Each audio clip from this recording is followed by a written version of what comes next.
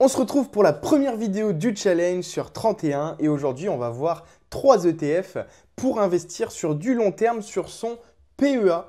Alors pour revenir d'abord sur un ETF, qu'est-ce que c'est? Eh bien un ETF c'est un panier d'actions où on va retrouver par exemple du S&P 500, du MSCI World, du Emerging Markets. Les ETF c'est un panier d'actions qui vont reproduire un indice particulier et donc ça va vous permettre de vous diversifier par secteur mais aussi géographiquement parce qu'avec un PEA, on le sait tous, on ne peut pas investir sur les marchés étrangers, que ce soit aux États-Unis, en Asie ou ailleurs. Et donc l'avantage des ETF, c'est qu'on va pouvoir investir sur des entreprises comme Apple, Microsoft, mais pas directement grâce à ces ETF et donc de diversifier sur son PEA. Le gros avantage des ETF, c'est d'être diversifié. Attention quand même aux frais de gestion qui peuvent être importants. Et donc c'est pour ça que dans cette vidéo, on va voir 3 ETF qui vont vous permettre de performer sur du long terme. Pourquoi optimiser? Eh bien c'est important parce que si vous vous dites « Ok, je fais une stratégie ETF » et que vous achetiez par exemple du CW8, donc du MSCI World, plus un S&P 500, plus un Nasdaq 100, eh bien ça peut être une erreur. Pourquoi? Parce que vous avez retrouvé certaines actions qui sont déjà présentes dans le Nasdaq, ainsi que dans le S&P 500, ainsi que dans le CW8. Donc c'est important de faire attention à quelles entreprises sont présentes et comment on investit. Il est dommage d'avoir un CW8 en portefeuille ainsi qu'un S&P 500. Je trouve ça malheureusement dommage. Il faudrait privilégier le CW8.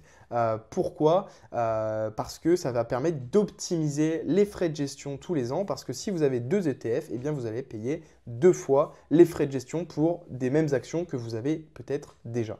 Alors, on va regarder les 3 ETF, mais avant toute chose, je voulais vous dire que je ne suis pas un conseiller en investissement et donc faites vos propres recherches. Je donne à titre indicatif ce que je connais et ce que je fais sur mon PEA. Bien entendu, les 3 ETF que je vais vous montrer, il ne faut pas forcément les inclure dans une même stratégie. Par contre, ils peuvent être complémentaires. On va voir ça ensemble. Le premier ETF que je vous présente, il va s'afficher sur la droite.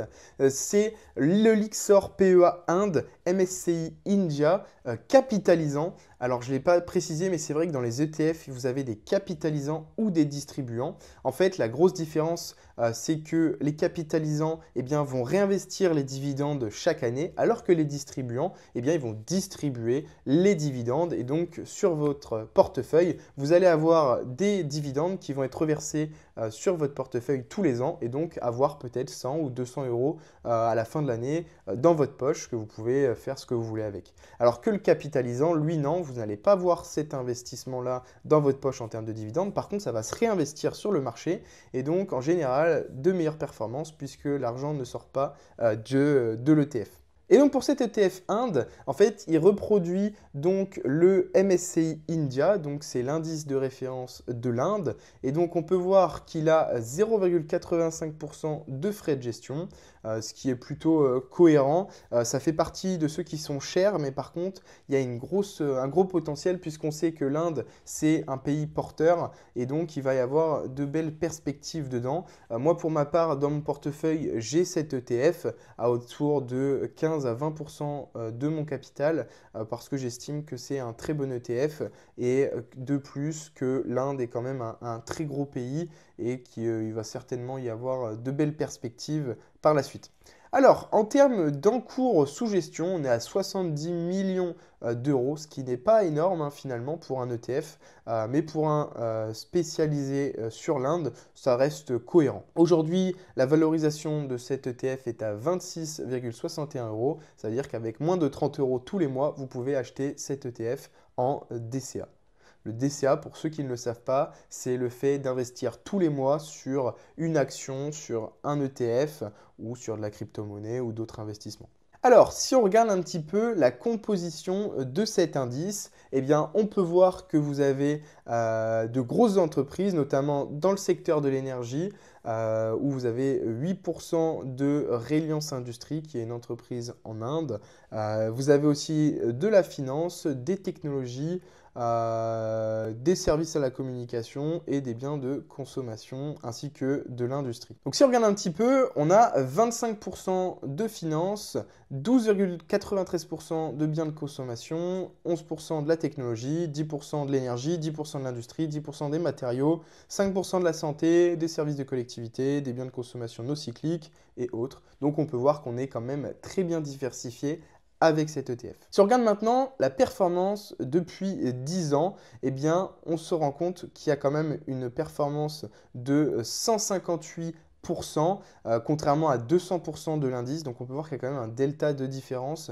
Mais sur un PEA, malheureusement, il n'y a pas forcément d'autres indices aussi intéressants que celui-là. Et donc il y a quand même un petit delta de différence de quelques pourcents chaque année. Et ça, c'est parce que c'est la performance de Amundi, de Lyxor, qui produit son ETF. Parce qu'il faut bien comprendre que vous avez l'indice de référence et l'ETF. L'indice de référence, c'est l'indice qui va monter, descendre, qui va fluctuer en fonction du marché, alors que l'ETF, il va essayer de reproduire cet indice de référence et il peut y avoir certains décalages à cause de certains facteurs, comme notamment l'émetteur qui peut négocier certains prix un peu plus bas, un peu plus haut, alors que le marché, ça peut être un peu différent. On regarde un peu la performance sur les 10 dernières années, eh bien, on remarque que cet ETF, il a une moyenne sur 10 ans à 10% par an, sur 5 ans 12%, 3 ans 15%, et donc on peut voir que ça fait qu'augmenter au fil des années. Voilà pour ce premier ETF, j'espère qu'il vous intéresse. En tout cas, moi j'aime beaucoup cet ETF-là, qui est quand même très intéressant, sachant que c'est un capitalisant qui reproduit l'indice Inde. Moi j'aime beaucoup. Ensuite, en deuxième ETF, nous avons le Amundi MSCI World, ETF capitalisant toujours, qui reproduit l'indice Monde des entreprises. Donc ça regroupe les 1500 plus grosses capitalisations boursières au monde. Et donc on va voir un peu la composition. Le gros désavantage, c'est qu'aujourd'hui, le prix pour acquérir une de ces parts d'ETF, c'est 504 €. Ce qui commence à faire beaucoup quand on veut faire un DCA. Ensuite, on a une performance depuis le début d'année qui est à 11,9%, ce qui est très intéressant. Et ensuite, des frais de gestion à 0,38%. Quand on compare avec celui de l'Inde, qui était à 0,85%, eh bien, on peut voir qu'il y a quand même une petite différence. La grosse différence, ça se fait aussi au niveau de l'encours sous gestion. Tout à l'heure, on était à 70 millions d'euros. Sur cet ETF World, eh bien là, on est plutôt à 3 milliards 700 millions d'euros. Donc il y a une grosse différence, c'est-à-dire qu'il y a beaucoup plus de personnes qui ont investi dans le CW8 que dans l'indice Inde, ce qui se comprend puisque celui-là, c'est l'indice le plus connu, le plus réputé sur les ETF. Si on regarde un petit peu les 10 principales lignes de l'indice, eh bien on va retrouver Microsoft à 5%, Apple à 4,25%, Nvidia, Amazon, Meta, Alphabet, Google, JP Morgan, Eli Lilly, enfin voilà, vous avez toutes les grosses capitalisations aux États-Unis. Eh bien, vous avez 70% aux États-Unis, 5,85% au Japon, au Royaume-Uni, en France, au Canada, en Suisse, en Allemagne et dans d'autres pays après. Donc, on est diversifié sur l'Europe, les États-Unis, mais aussi une partie en Asie, au Japon. Et donc c'est pour ça que moi dans mon portefeuille, j'ai cet ETF MSCI World, mais j'ai aussi l'ETF Inde pour être un peu plus exposé au marché asiatique. Et donc moi j'ai choisi l'Inde parce que j'ai plus de conviction dans l'Inde que sur la Chine par exemple. Et comme dans ce CW8, on a déjà le Japon à 5,85%, j'ai pas voulu forcer et remettre un ETF Japon. Par contre, ce qui peut être intéressant, c'est d'avoir aussi un troisième ETF, par exemple plus sur l'Europe cette fois-ci. Mais voilà, ça reste un très bel ETF au complément de celui de l'Inde que moi j'apprécie beaucoup. Si on regarde maintenant la performance historique depuis 10 ans, eh bien on remarque qu'il y a un très faible écart déjà entre l'indice de référence et l'ETF.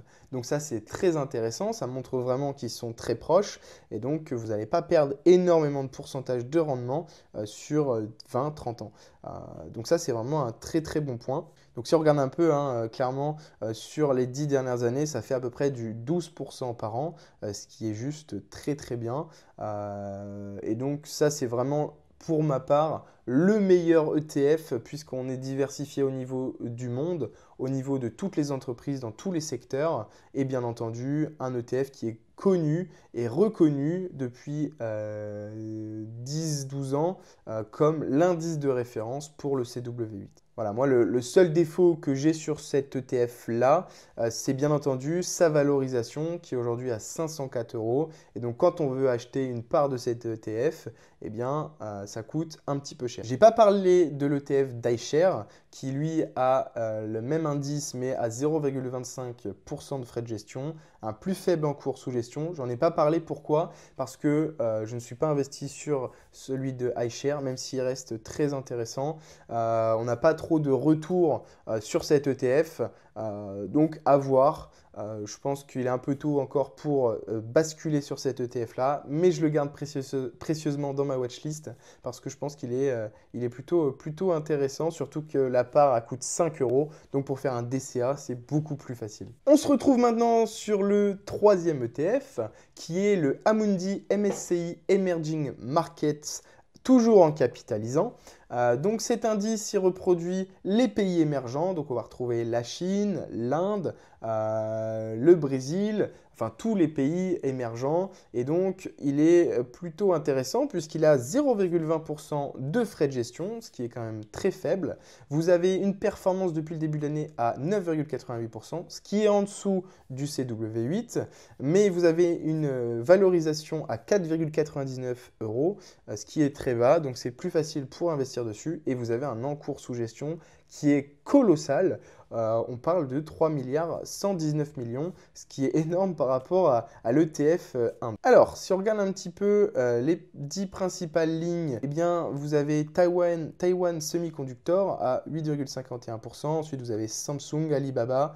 Je pense que c'est des entreprises que vous connaissez. Et donc, ça fait pas mal d'entreprises intéressantes aussi sur cet ETF. Voilà, si on regarde un petit peu la composition, vous avez 27% en Chine, 17% à Taïwan, 17% en Inde, 12% en Corée du Sud et après ça affaiblit beaucoup avec 5% au Brésil, 3,83% en Arabie Saoudite.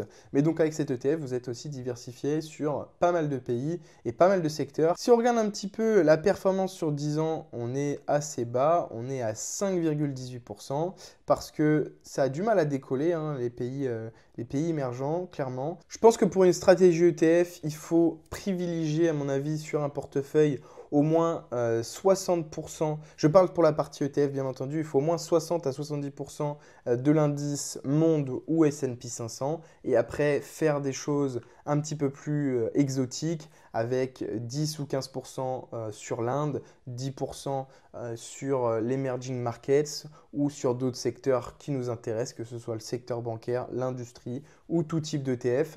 En tout cas, moi je vous ai présenté 3 ETF sur lesquels j'ai investi et sur lesquels ça m'intéresse énormément, que ce soit le CW8, le India Market ou l'Emerging Markets. Voilà, pour moi, ce sont 3 ETF plutôt intéressants. Moi, je privilégie toujours les capitalisants sur les distribuants. Mais ça, je voulais un petit peu expliquer. C'est surtout par rapport au fait de réinvestir les dividendes. Moi, je trouve ça plus intéressant. N'hésitez pas à checker le serveur Discord des investisseurs dans la description. Ça peut être utile pour vous. Il y a pas mal d'échanges et d'entraide. Si la vidéo t'a plu, n'hésite pas à liker, t'abonner, partager. Ça me fait plaisir, ça montre de l'intérêt sur ces vidéos. Voilà, je vous fais des bisous. C'était Alexandre. Salut!